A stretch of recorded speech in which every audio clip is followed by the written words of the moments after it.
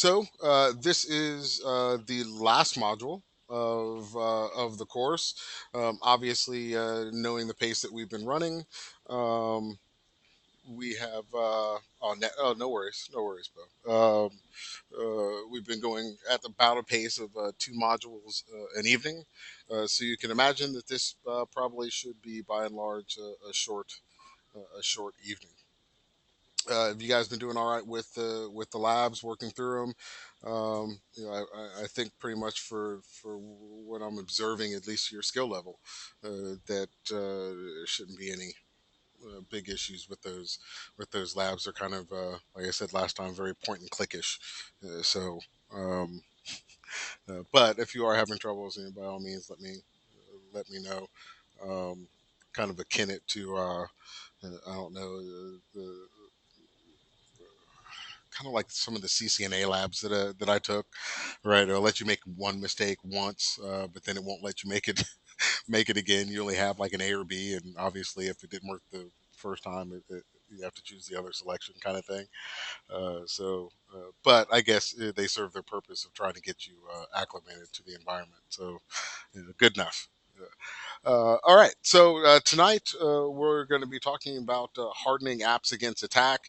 One might say, what have we been doing for the last four nights? If if not hardening apps against attack, but we're going to get a little more specific into some modes of attack, not uh, real in depth. It's not going to go much past the surface, especially for like I said, what I observed to be your guys' current skill level. But it is going to introduce some new terms for you, right? So, want to make sure that you grab a hold of them and understand the what, what the information or uh, what the subject is trying to get to you. Okay. When we deal with hardening apps against attack, what really are we talking about? By and large, we're dealing with. Uh, m- eh, you would say instead of a full frontal attack, what you're dealing with now is a determined individual that is going to try to reverse engineer your application. And we talked about on the first evening that these applications in most all apps are fairly easy to reverse engineer, right? With the right set of tools, um, you can unwrap, if you will, the package and take a look inside. So that's why it's up to us to through secure coding practices, um, secure, basically just basic secure programming, to ensure that even if it is unwrapped and it is decompiled, that we obfuscate enough information that we're not giving away the keys to the kingdom, right? So that ultimately is our goal as app developers and security professionals, to try to stay ahead of the bad guys. I know it seems like a somewhat of a futile effort, considering the speed of which vulnerabilities are found. They're absolutely determined sets of individuals out there that have, it seems, twice as much time to wreak havoc as we do to try to do it right the first time. Right. So sometimes it feels like a losing battle, but hopefully we'll begin to turn the tide sooner than later. So, what is reverse engineering? Plainly said, it is nothing more than uh, unwrapping to reveal the inner working of how something works, right? And you can just get out of the computing space itself, if you will, or get out of the networking space. You can reverse engineer almost anything, right? I mean, how many of us have taken apart a toaster, or some other appliance that maybe our significant other wish that we would have not done that. Uh, I'm not the only one that has done it, because I refuse to call, I don't know, the plumber or something. I think I can fix it, kind of person. Where's my toolbox? Kind of guy, right? Um, So that really all that is reverse engineering. It came in one piece when I got it, but I'm going to take it apart, try to figure out what went wrong, and then I'm going to put it all back together. And I always end up with two or three extra screws or something. But I figure I didn't need them in the first place, right? So that is reverse engineering, right? To pull it apart and take a look at the inner workings of things. It can be done for good and bad purposes. Right? I mean, when I take for instance, take the sink apart, I'm not doing it to be nefarious in any way or try to cause harm. There's something stuck in there, and I don't want to pay the $200 plumber bill for him to come snake a drain because my child dropped a Lego down in the drain and it's causing an issue, right? So that would be the good. The bad is, I guess you could turn the same thing around and say that I'm too cheap to pay the plumber $200 to snake the Lego out of the drain. So you see where I'm going, right? It is good and it is bad. It depends on what the end state is and the motivation behind it. Uh, being that we're working with almost exclusively Java and Java enabled environments. We know that Java is kind of number one on the hit list when it comes to malware. Um, and we also know that as easy as it is, okay, we'll call it easy, but some others may not, to write and compile the Java, it is just as easy with the right tools in your toolbox to decompile. So if it's easy enough for us, it is as easy for the attackers. When we deal with reverse engineering, we're dealing with essentially two types. And we'll use analysis here as a word that is very, I will say, superficial. We're not going to attach a stigma to the word analysis, even though we're talking about reverse engineering, because essentially that's what we're doing. We're going to analyze the inner workings of it. We're going to look at either static analysis or dynamic analysis, and just from the words.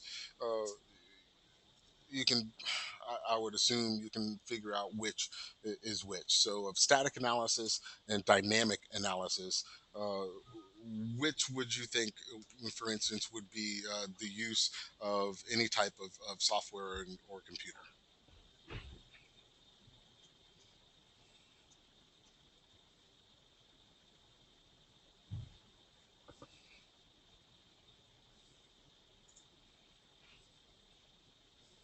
It's too early in the evening to ask you guys questions. Just let me know, and I won't.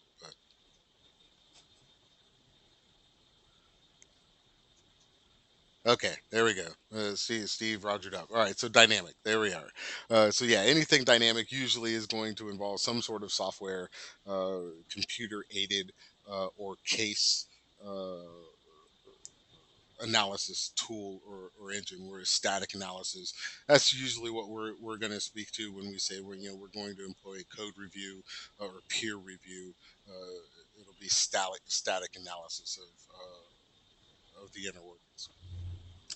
So what can be obtained? What is the good, bad, and the ugly of reverse engineering applications, software? My toaster.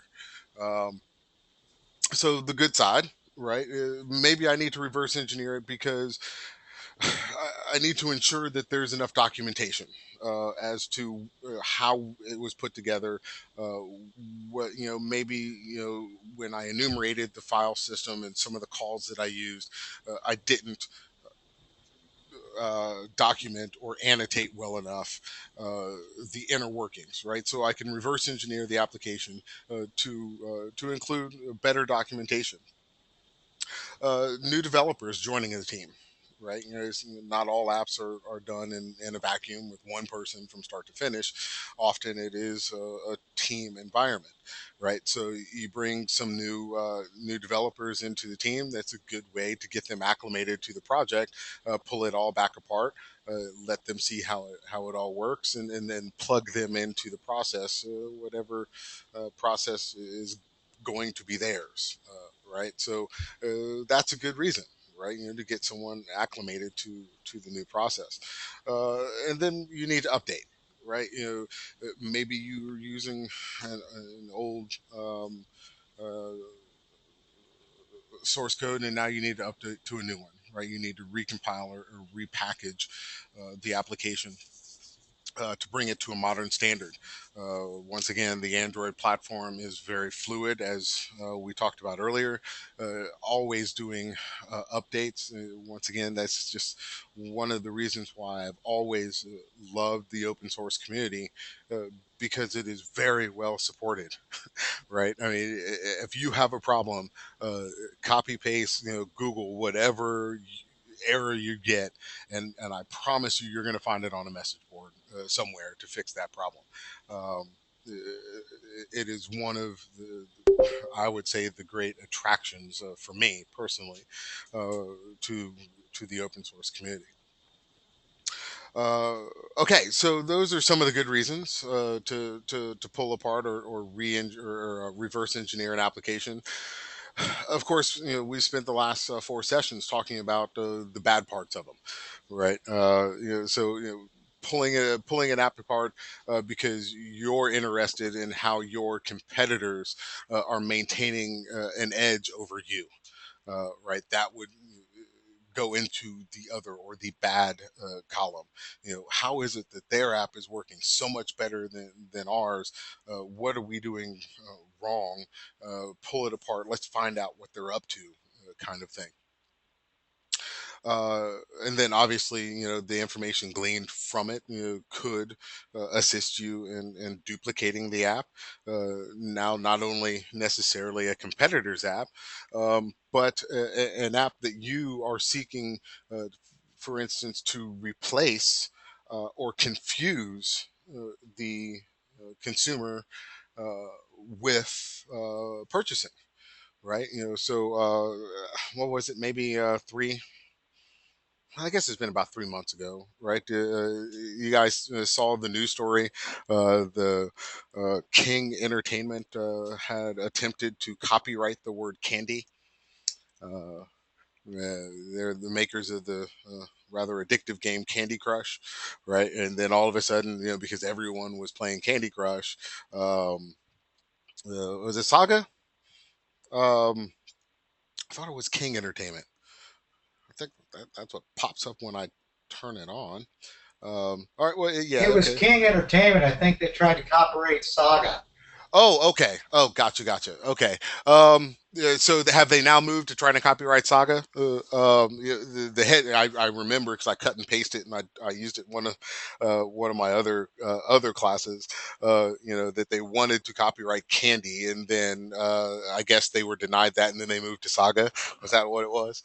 I lost interest after copywriting Candy. That was all I needed to know. Because that's the world that we've gotten to, right? So uh, now these other games, and there were a slew of them that popped up, that candy this and candy that and candy the other. Sure, it caused confusion in the marketplace, but those other applications weren't necessarily they didn't have evil at heart, right? They just wanted a piece of the pie, basically. Um, However, there are applications that will try to make, or actually organizations that will try to make their application look, feel, smell uh, like an application, for instance, an email application or a banking application, that there actually are trying to siphon off user data and cause enough confusion between the actual good and vetted application. Um, and it makes you wonder, right? Why are they so close? How can two applications with similar name and similar logos uh, be allowed uh, in the application marketplace, whether it be Google Play or the Android store, or even the Apple store. Um, so it does cause problems, or it can cause problems. There was one, as a matter of fact, application that I had downloaded a few months ago. I was playing with that was just fascinating to me because I saw how many downloads that they had with it. Um, and it had a dot r. It was a mail application. It had a dot ru extension on it. Now, if you're not familiar with the dot ru extension, that would be Russia. So, um, why would anyone want to download a mail application, attach it to their Gmail or Yahoo, or God forbid, their uh, organization's Exchange, um, with the email service that's coming out of Russia? Once again, it's just one of those how many people fell for it kind of things, and how much data uh, went went missing, um, or otherwise, um, I don't know, compromised. All the people that downloaded this app. I think the name of the app was mail.ru. I think it was. I can look it up during one of our breaks. But like I said, I mean, I ran across it in the App Store, found it fascinating. I have a few throwaway email addresses that I, use for spam or whatever, because I wanted to see how the application worked, because I, just like you, have users in my organizations that I have to support, and when they come and ask me why, I have to be able to tell them, because no, .ru is not probably a good idea. Okay, so dealing with whether industrial espionage, spying on your competitor, duplicating the app to cause confusion in the marketplace, and then of course what everyone really thinks about when they think about reverse engineering a piece of software, or an information system, finding the soft spot, or finding out how to exploit the application itself, whether to detect insecure storage, or are you handling credentials poorly, right? You're storing credentials on an external source of media without encryption, for instance, right? So by reverse engineering the application, I can begin to ferret that out. Maybe you are, maybe you're not, but as quickly and easy as it is with some of the tools that are openly and freely available, it doesn't take me a lot of resources necessarily to identify, or at least get a good once over as to whether or not this is a soft target or a hard target. Okay, so those that deals with the motivations that we're dealing with. Okay, so in general, okay, in these next couple slides, once again, is a whole lot more content than context. uh, I wouldn't expect you, for instance, to get a simulation that you have to drag boxes and create this, or recreate this diagram.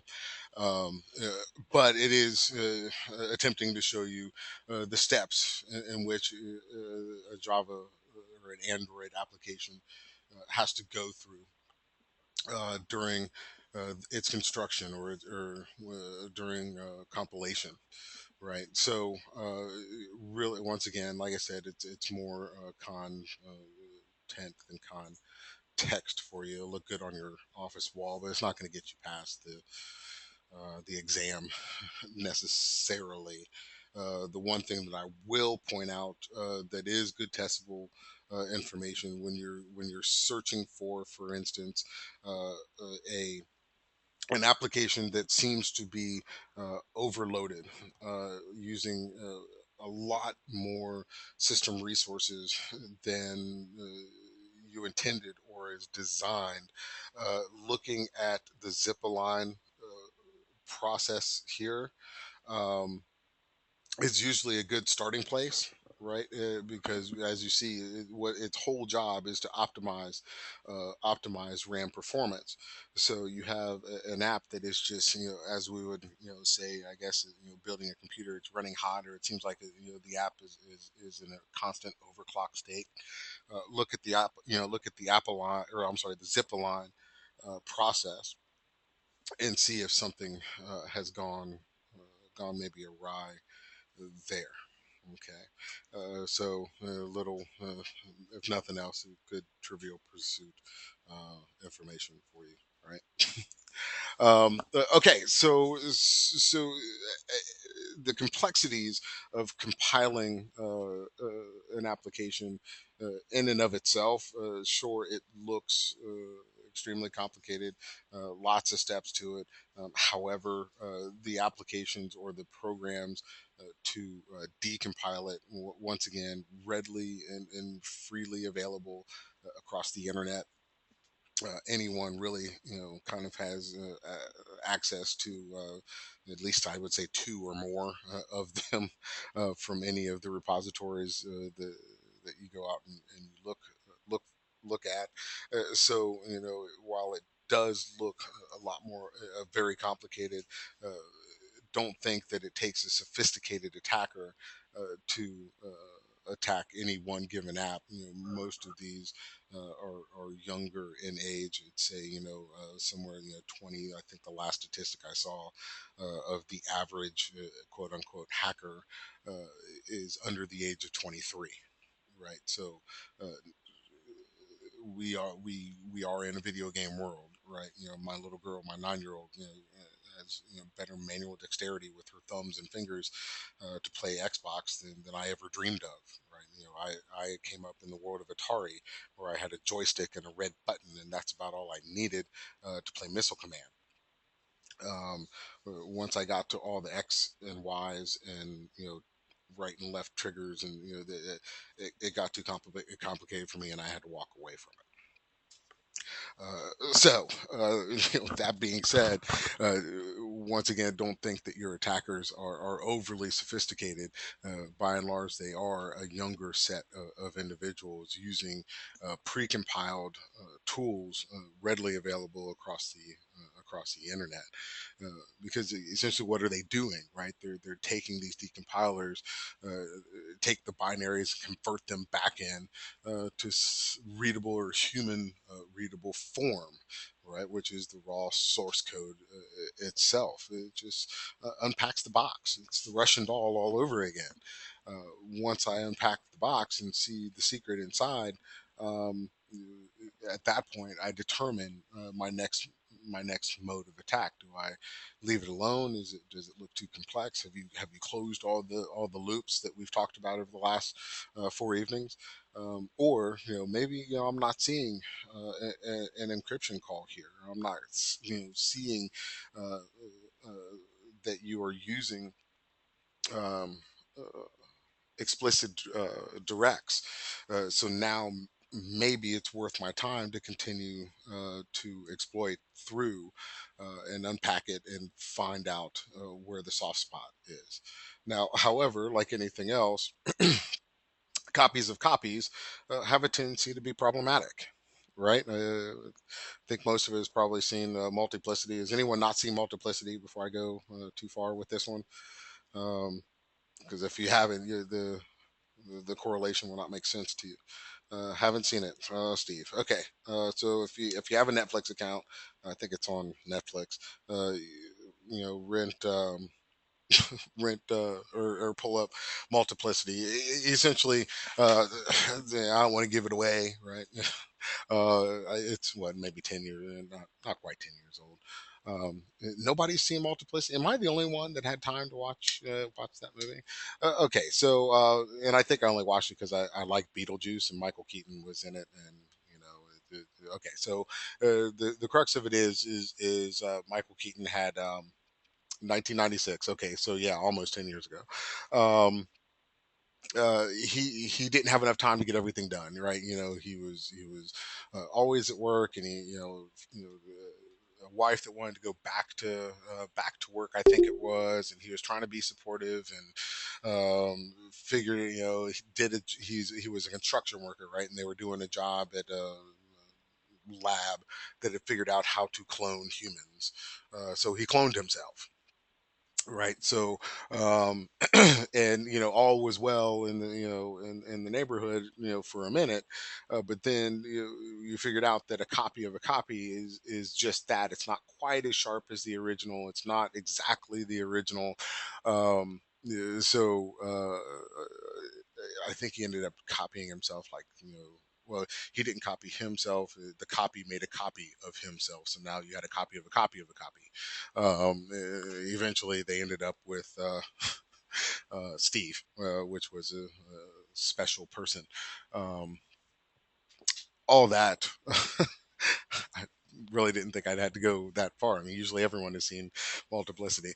All that to be said, right? When you decompile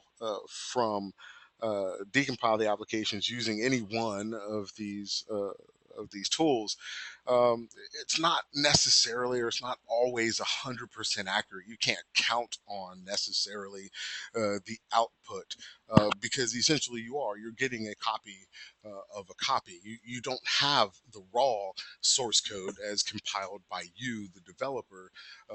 It is, what has been pulled apart after it's been, converted from raw code into, binary, into machine readable, into hex, and down into machine language, and so there's bound to be, pieces missing that aren't quite, the original.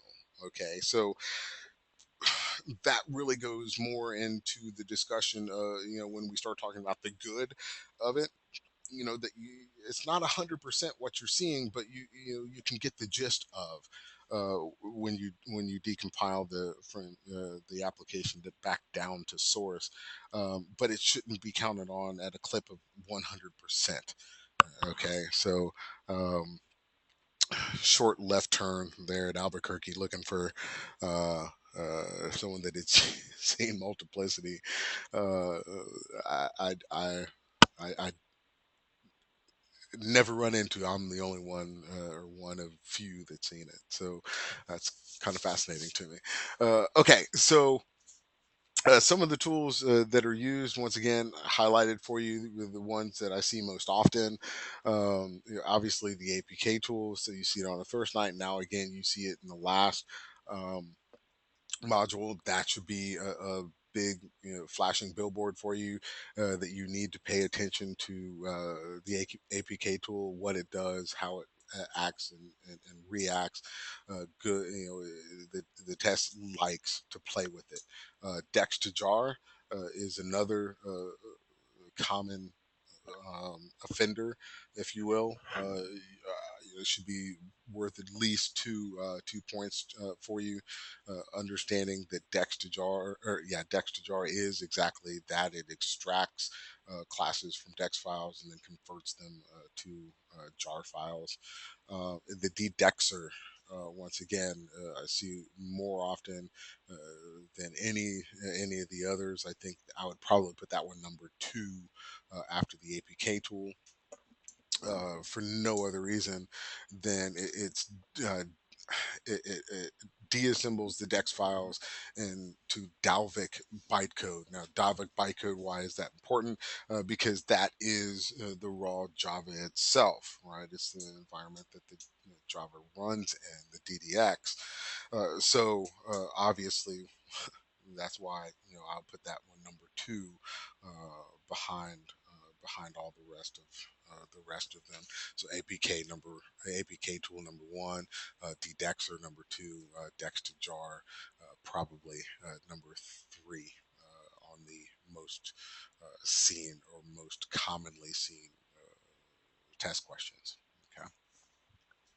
So we're coming up on our first break of the evening, and believe it or not, we are about halfway, not quite halfway, but almost there through the module. So we probably only have maybe another half hour, 45 minutes to push through. So let's take a quick short 10-minute break here, and we will come back and we'll talk about some of the APK components themselves. All right.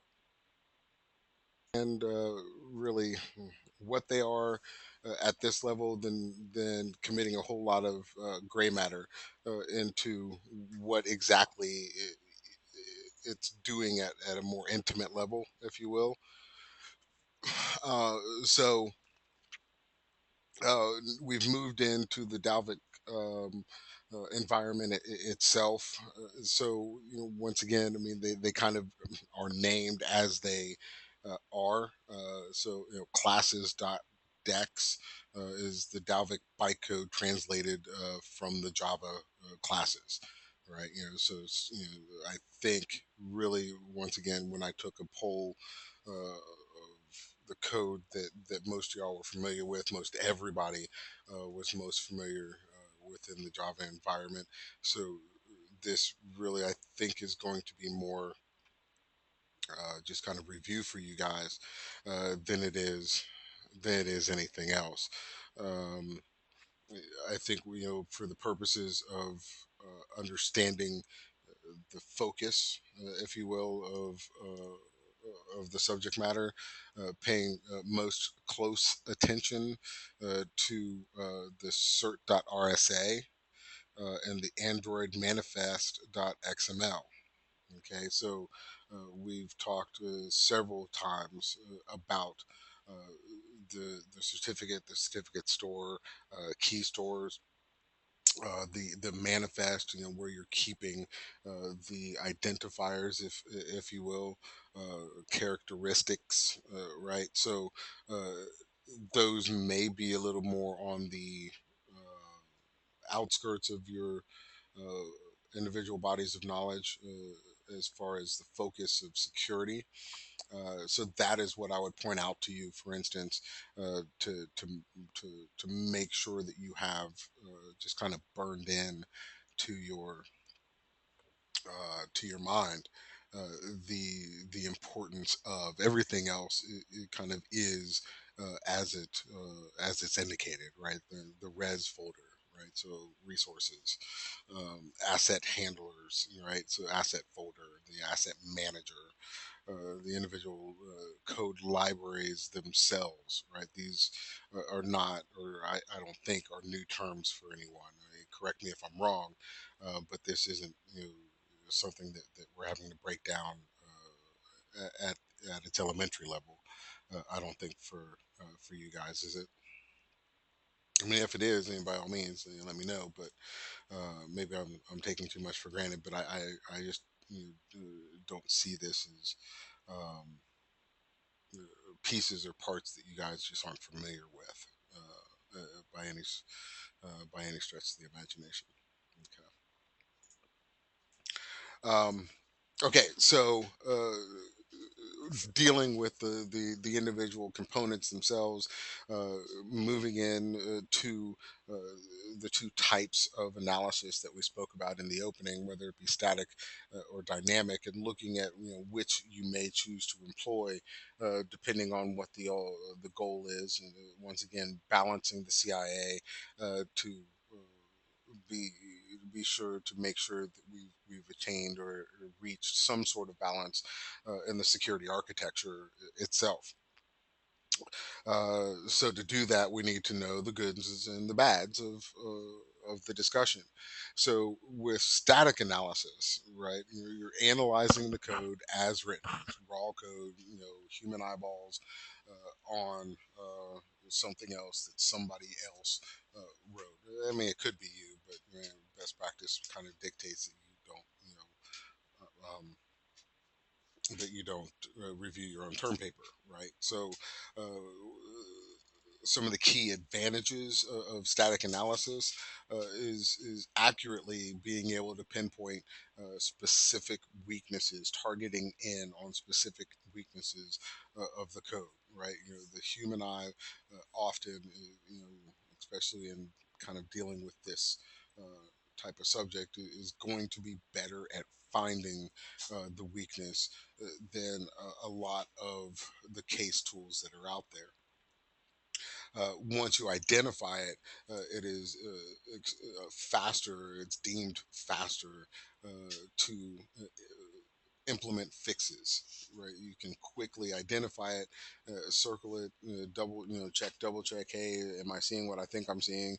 Okay, yeah, he should have, closed the loop here. He should have made a direct call there.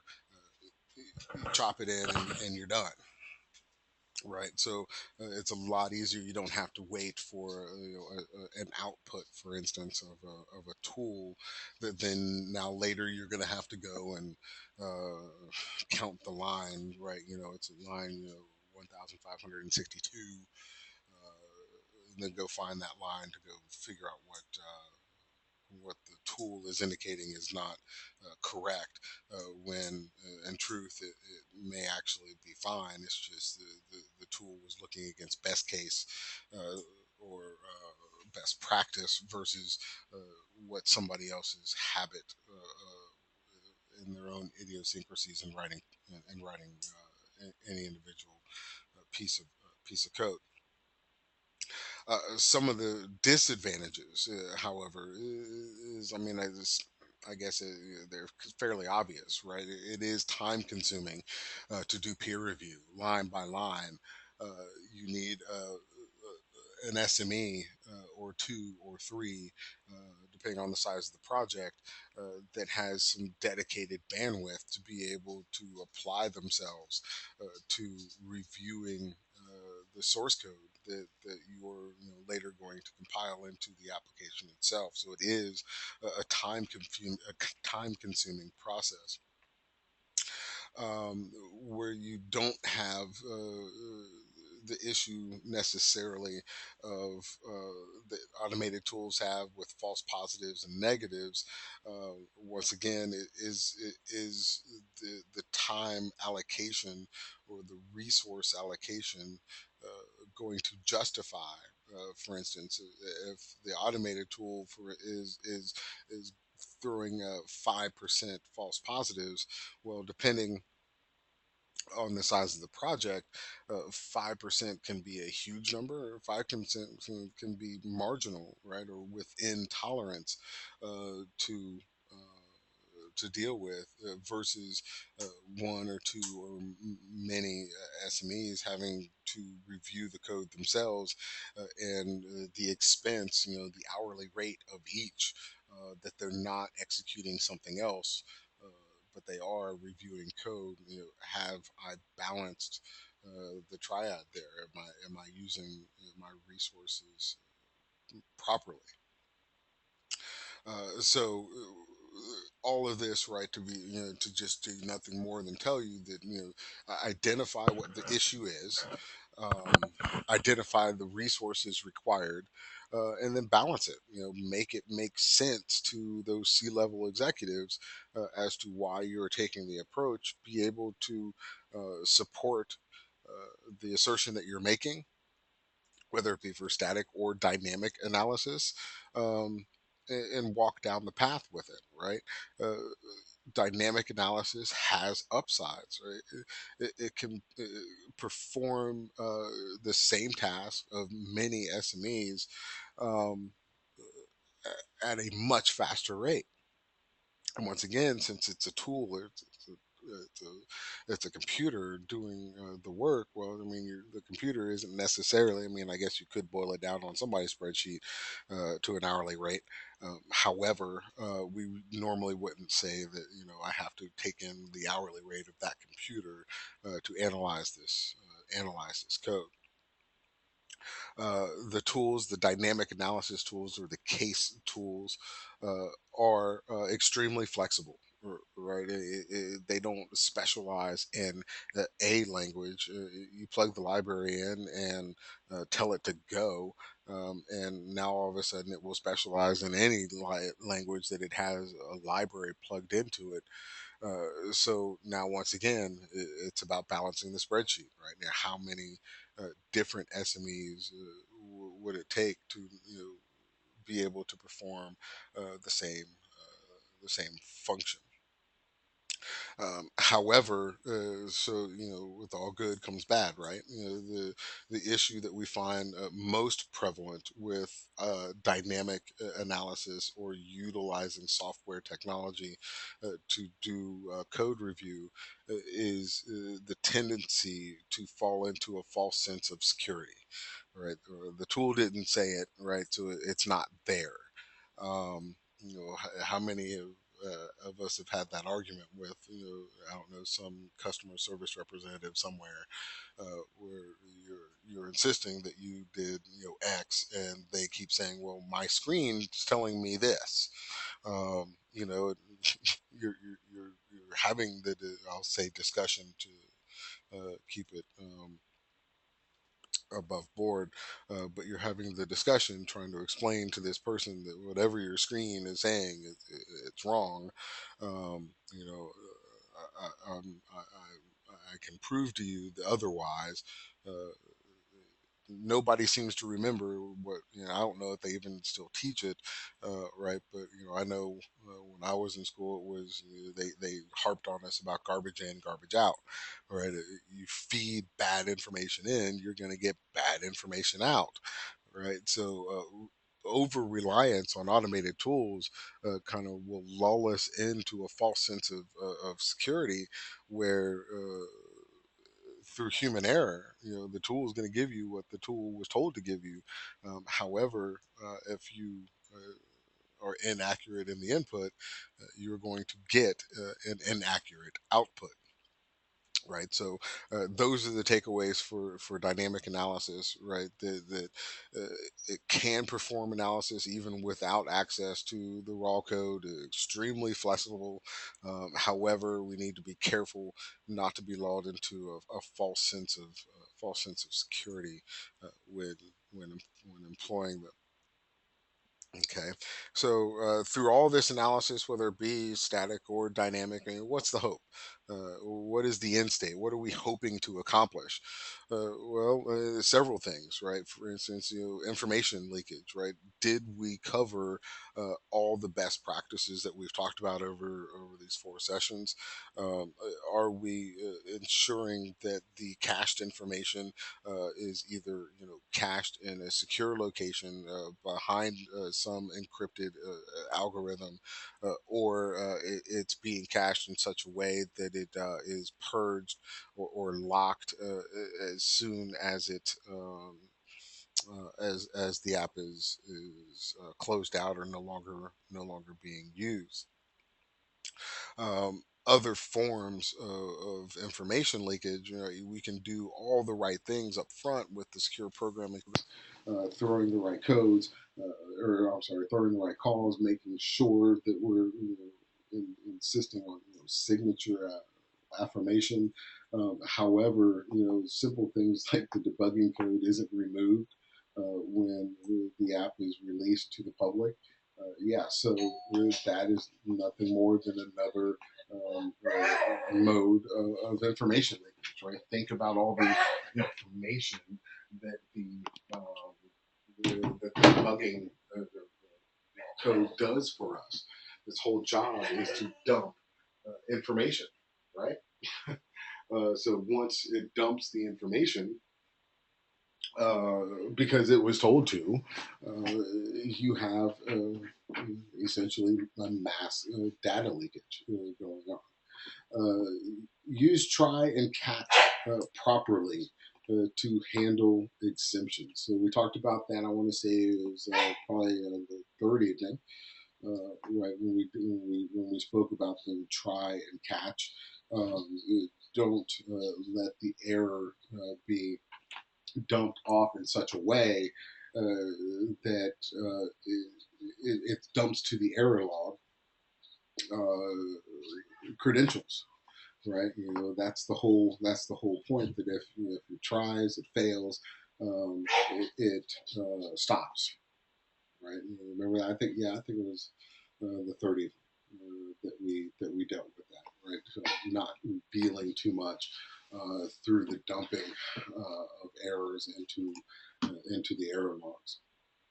Okay, so other ways or other issues that we have to deal with. What are we trying to catch through either dynamic or static um, analyzation? Is package modifications, right? That's why we spent, I think, so much time insisting on encryption and insisting on signing your code and making sure that any application that you were going to allow to share information with your application has a signature match, right? That you're not relying on external sources. I think we use the example of an RSS feed. You're not going to rely on external data to run in the protected environment or in the sandboxed environment, because it's not yours, right? Even if it is what would ultimately be considered a trusted source, since it's not yours, it should be forced to run in an environment absent or outside uh, the application environment that you are trying to maintain some pristine integrity to. Um, so the ways we do that, right? Verifying integrity of the app is through signatures and checksums. And then there was another word that was thrown in there that probably should be here. You will see it on the test. One of the other ways of verifying the integrity. What anyone remember that word? It started with an H. What are we going to do to verify the package integrity, that other than using the word checksum? There we go. Good job, Paul. The hash, right? The hash. We're going to hash the package. We're going to come up with a hashed value. Check it against the known good. If our two hash values don't match, we know the data integrity is not intact and it should not be trusted.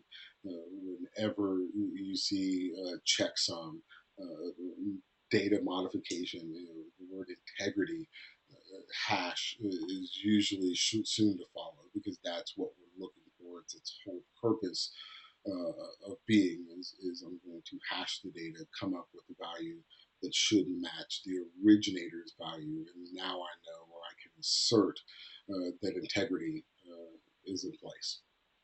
So good job, Paul. Yes, remember just keep in your mind the hash. The hash's whole job is to verify the integrity of the package that you're receiving. Password storage. So password storage. Once again, we spoke about the many different ways to store passwords. Most importantly, store passwords or store a hashed value of the password.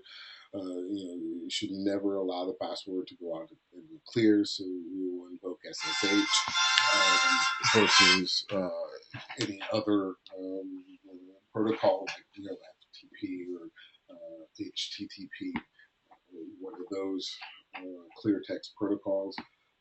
Remembering that methods that you use to store the passwords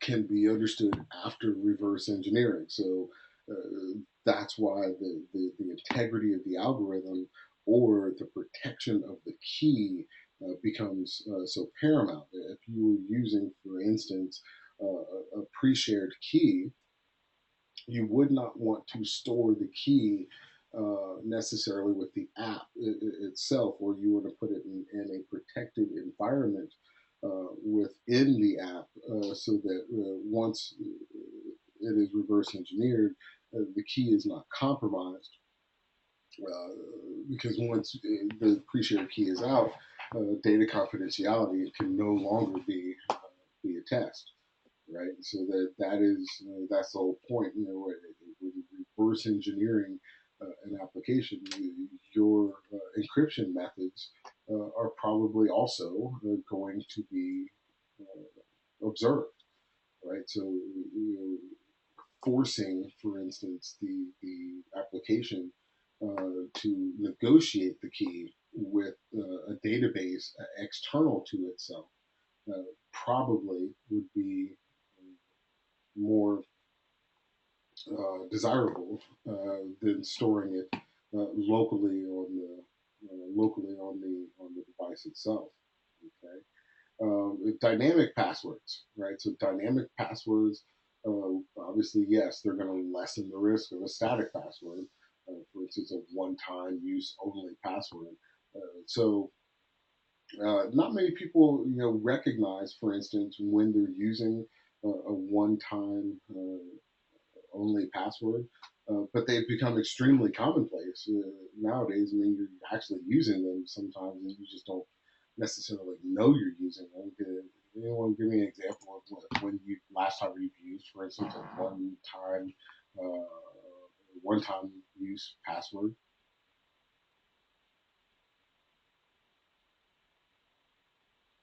I mean, I know. I mean, I had to use one today, as a matter of fact. Um, I have so many websites that I log into. I'm bound to forget one.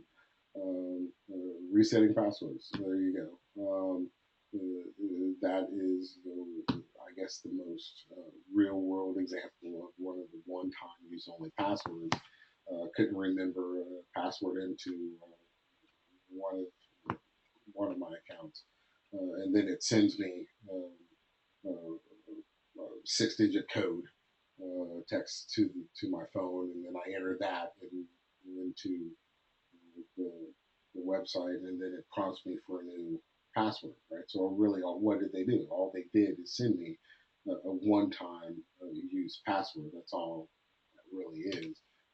Can't once I type it in, I can't reuse it, and it's going to the site or the application is going to force me to now create another password. Point of interest, maybe for you, I have noticed that it seems that Gmail has gotten um, more stringent, I guess would be the right word to use there, on their password policy. Uh, I apparently tried to use a password that I had used uh, one of the last 3 or 5 times, and it would not let me reuse that password. Uh, this is something somewhat new for Gmail. I know this for a fact because most of my passwords, it's a series of five words, and it's a different iteration that I just kind of rotate around.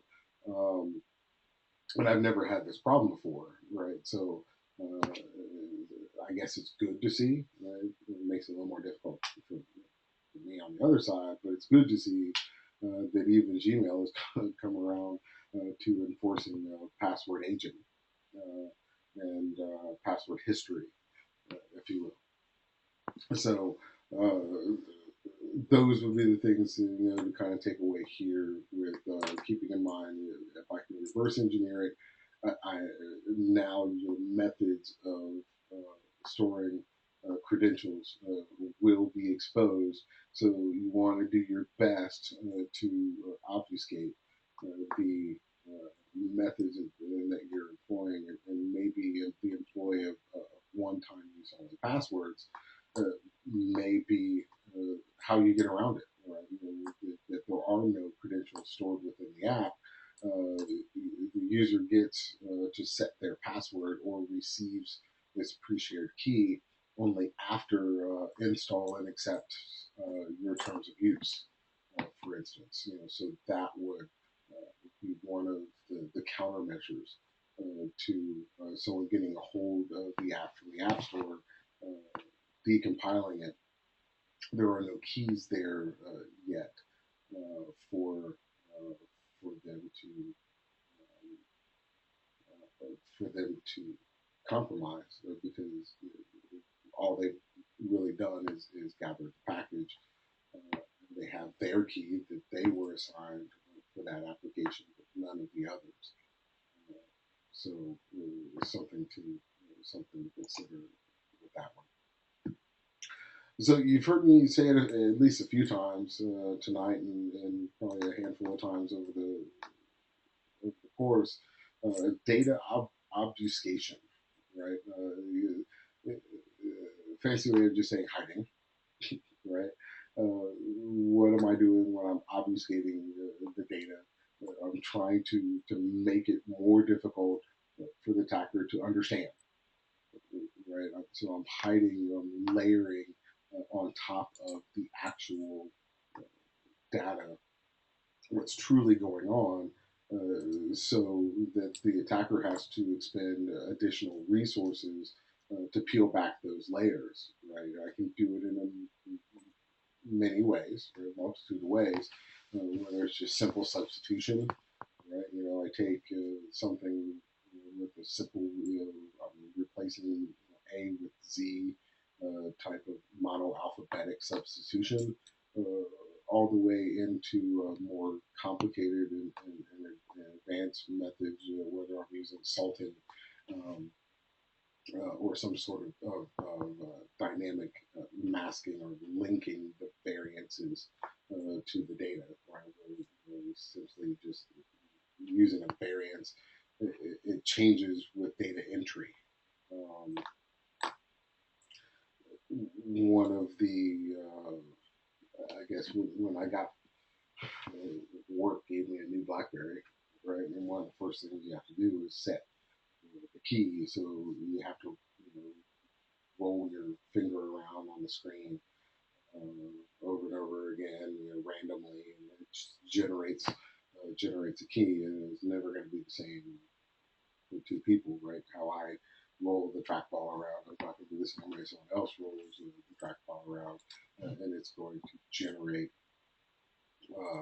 essentially through a variance my key, right? So there's many different ways that I can perform obfuscation or data masking or layering, however best fits your design and your requirements. Should be researched by you to ensure that there is balance in the triad itself. Okay, so wow, that went fast. We actually don't have very far to go. About up on our next break. I think we got like see, if I'm counting correctly, six more slides in and of itself, and then we'll probably be in and we'll close out. So let's take a short 10-minute break here, and then we'll come back and finish up. All right.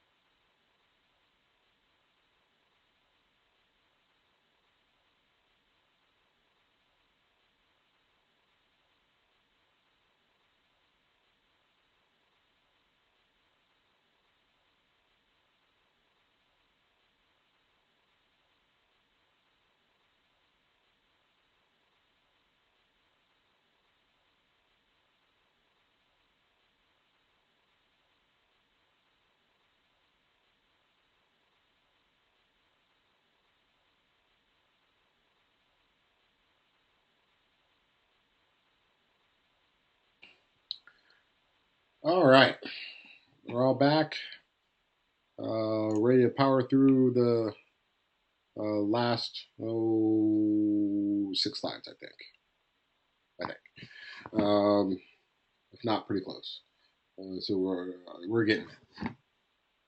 Okay, so we left off with obfuscation, right? One of the best ways to deter determined attackers, right? If I can put multiple layers ahead of them, switching around either through simple substitutions or variants, uh, what I am doing within the code.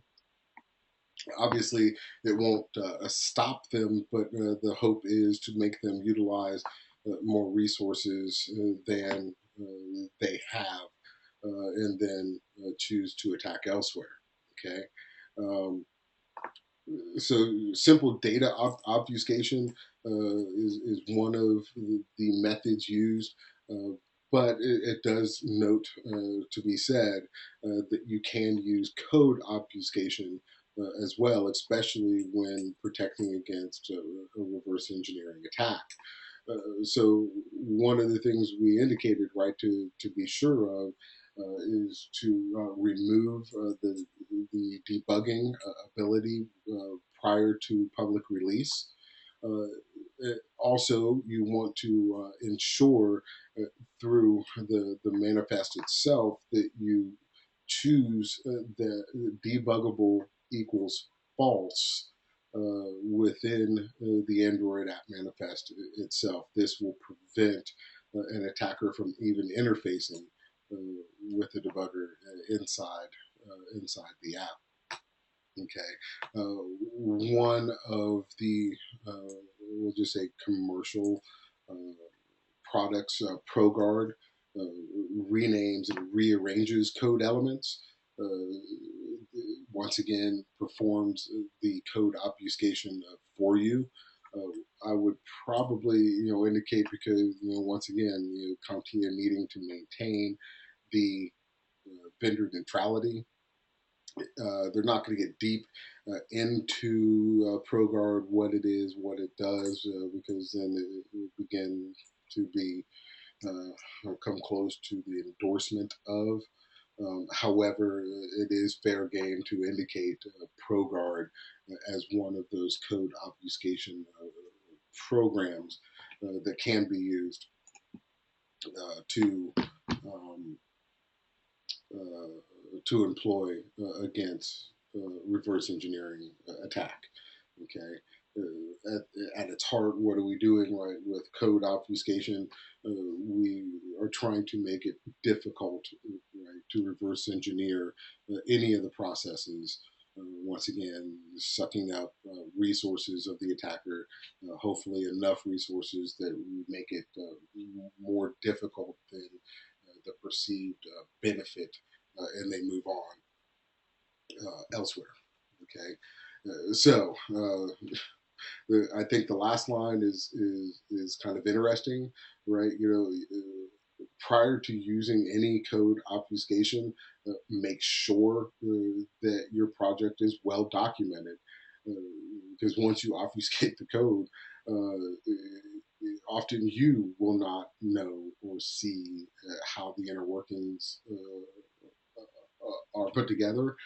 So if you're lacking documentation, especially, well, not just documentation, but good documentation, uh, essentially you can lock yourself out of the house as well. So that is a point of note, or a weakness, if you will, disadvantage of code obfuscation uh, would be poor or improper documentation. You could end up, like I said, locking yourself out of your house as well. Um,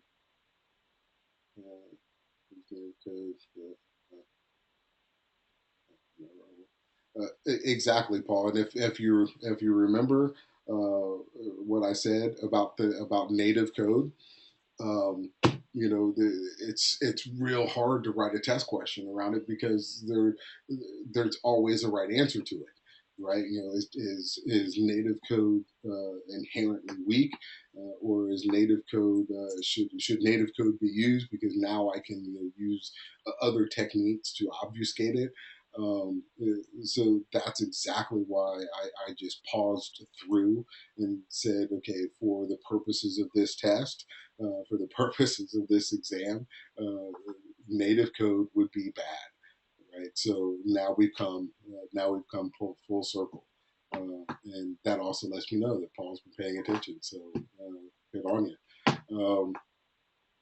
That's funny. Yeah, right. So there we go. A little bit of validation for what I was telling you earlier. Okay. Um, so So you can always tell when we're nearing the end of a section, right? Because they give you a synopsis of what we've just covered. So once again, dealing with reverse engineering, the things that you must keep in mind or the guidelines to protect against it. As easily as you compiled it, it can just as easily be decompiled.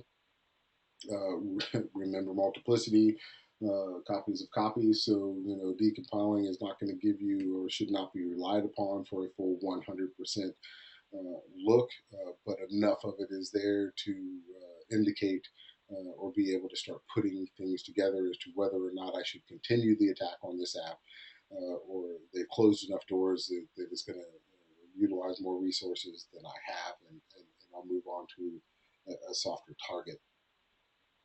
Re-validating the use of SSL, right? The use of encryption, use secure channels,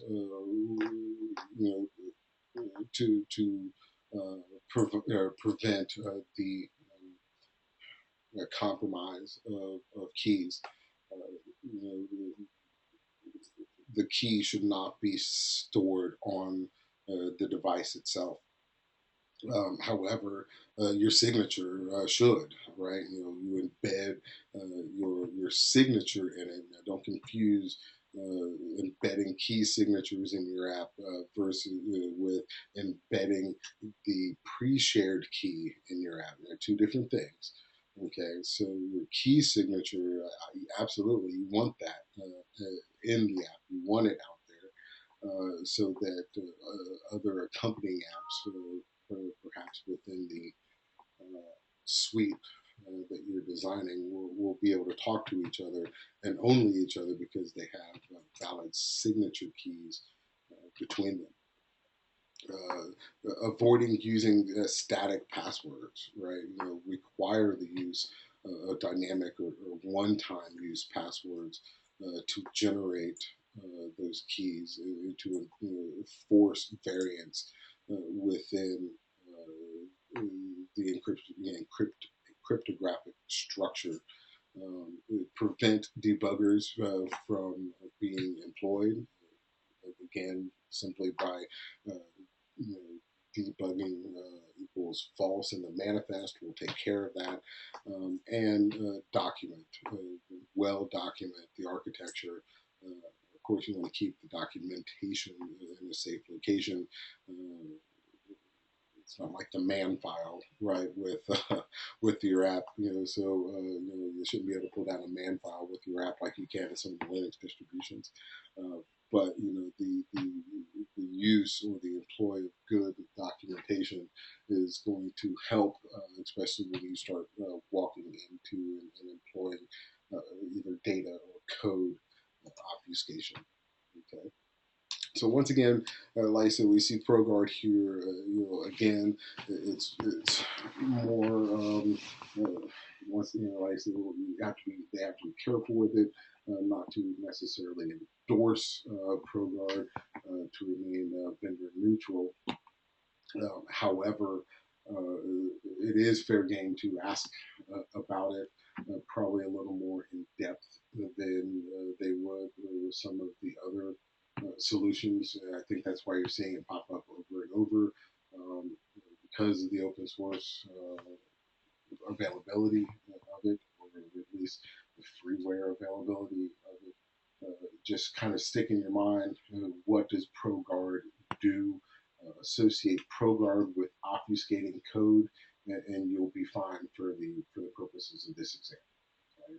There's not a uh, whole lot more there. I mean, it's kind of it's the reason for being can is to obfuscate the code to protect against reverse engineering attacks. So honestly, really, that's just kind of enough about ProGuard. They're not going to have time within a 90 question exam to get too deeply into it. So just once again, ProGuard obfuscation of code. Uh, once I just really wouldn't attach just too much gray matter to committing this all of this information to memory. It's just there's just not enough time with all the other um, knowledge requirements, baseline knowledge requirements for them to harp too much about ProGuard. Once again, with more content than context for you. Okay. Log files. So remember over and over again, protection of the log files should be paramount to you. Um, just the extensions themselves should kind of tell you that you need to add a little more security to the the log files of the ProGuard subdirectory because you notice they're all in .text, right? Which indicates that it is just a flat text file. So, for instance, dump text is going to contain the information about the classes contained in the APK themselves. Map.txt maps the original elements to their corresponding obfuscating elements. So that just those first two should indicate to you the protection of the ProGuard log files, or at least the subdirectory, should be foremost on your mind if you choose to employ ProGuard for code obfuscation. Right, so we've had to talk about clear text protocols and FTP, HTTP. Now we just add one more to the list, right? ProGuard is dumping, plain text about everything that you have now chosen to employ to prevent. Uh, if I can navigate into that subdirectory,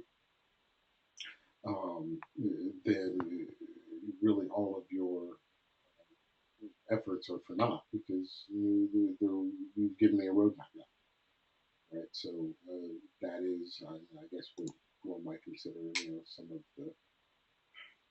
the downside to it is the fact that they are, or it is, dumping and plain text to those to that subdirectory.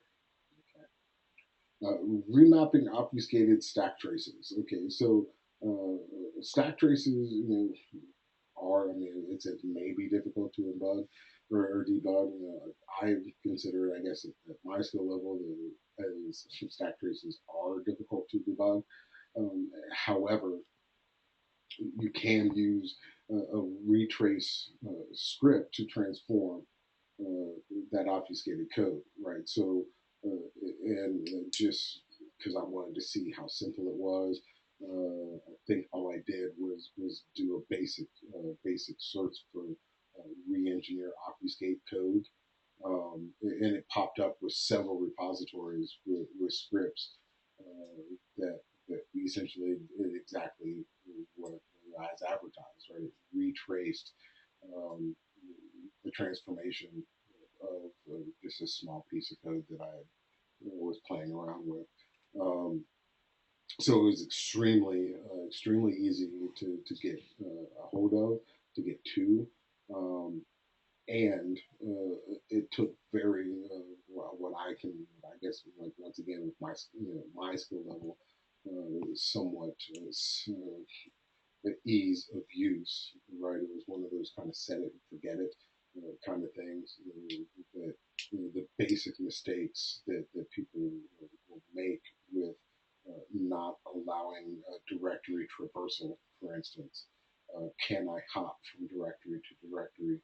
Can I dump your directory file or your directory system to begin hopping from directory to directory to get to ultimately where I wanted to go, which was the ProGuard subdirectory.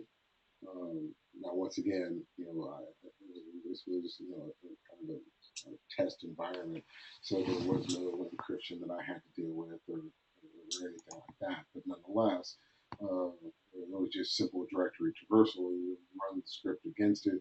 It reverse engineered the code itself, and I was off and running. Right. So um, that once again, it was easy enough to kind of reinforce the things that I've been trying to impress on me these last 3 or 4 sessions. Right, some of just the basics would have prevented me from being able to do that, and enumerating the file system, get into the subdirectory, dump the subdirectory, run the script, and then re-inject my desired code into the mix. Um, so here's your once again here's your native code there, Paul. Some of the limitations of ProGuard. Um, Difficulty deciding what classes to remove and what to strip away. Okay, and it doesn't look at native code. Okay, so native code uh, will not default to being kept. Right, so take so once again, I guess they're trying to indicate a weakness of ProGuard, but in the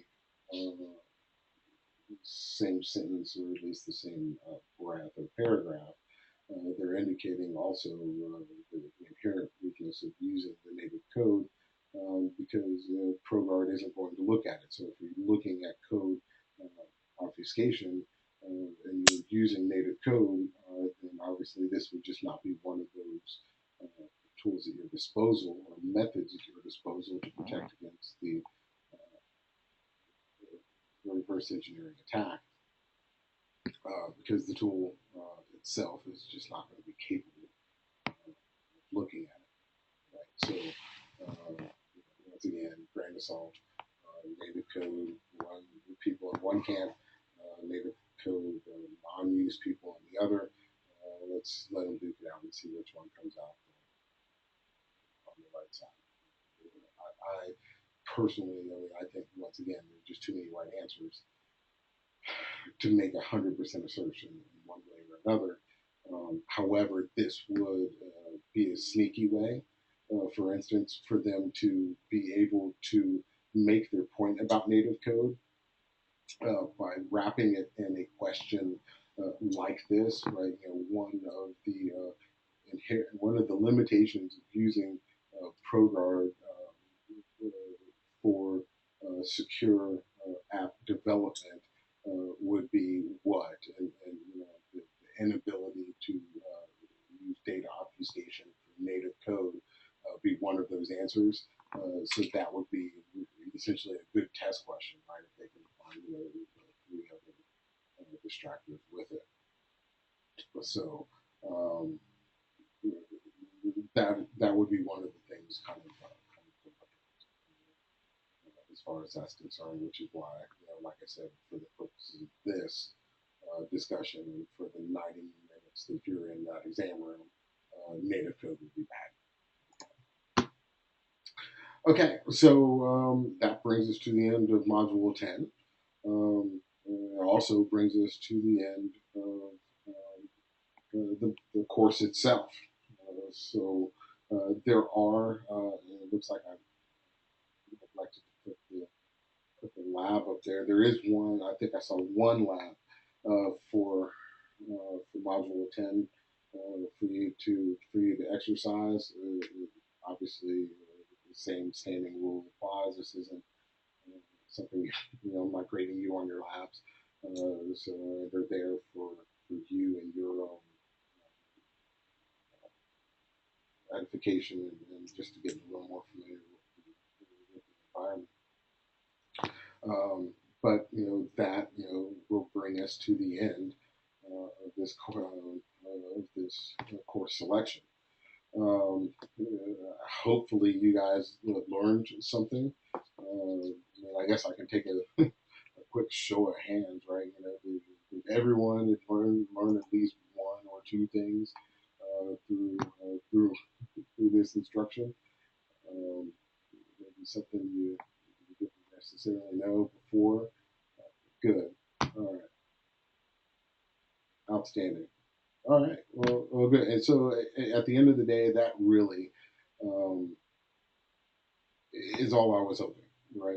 Is that you guys were able to teach me a little bit about when to do what first and what code, and hopefully I was able to teach you a little bit about security. So I view it as a win-win altogether. So that's it. Obviously, you guys have all of my contact information. This module will be posted. I'll get it, converted and posted here shortly for you guys to go back through if need be and wanting to run through bits and pieces of it later. Other than that, unless anyone has any questions about this or any other of the modules that we've covered, that is going to do it for us. Anything that I can address for anyone?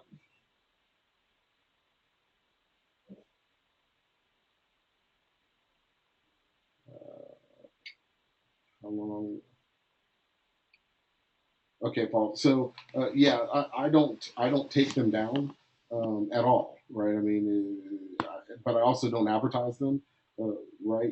So I kind of keep it exclusive to the individuals that took the classes. So as long as you have the link, the recorded modules will be up there for ever and always, and until YouTube decides to pull them down.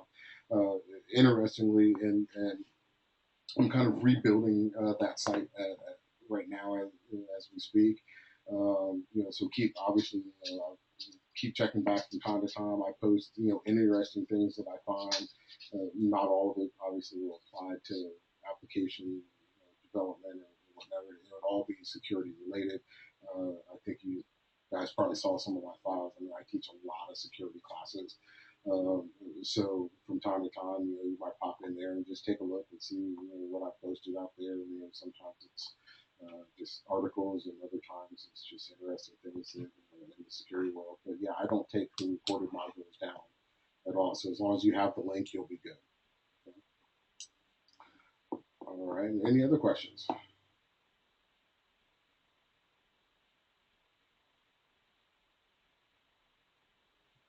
Okay. One other thing that I did promise you guys. Um, you notice that there were slight differences between the slide deck that I have here and the slide deck that was posted. Um, if you guys find it more, I don't know, ease of studying, uh, do you want me to post the slide deck that I used with the highlighted keywords and things like that to make the studying a little easier, or are you good with the slide deck that you have? Yes. Okay. All right. Yeah, all right. No problem. So I will do. I'll do that as well. I'll pull all the slide decks together with all the highlighted keywords and the things to focus in on, and that will hopefully ease your studying sessions a little bit. Trying to weed out the noise of what is absolutely needed versus don't spend too much gray matter on it. Okay. All right. Well, I will make sure to get that to you as well. Um, if you guys don't have any other questions or concerns, thanks for tolerating me for the last 5 evenings. I appreciate it. I've had fun, and have a good evening.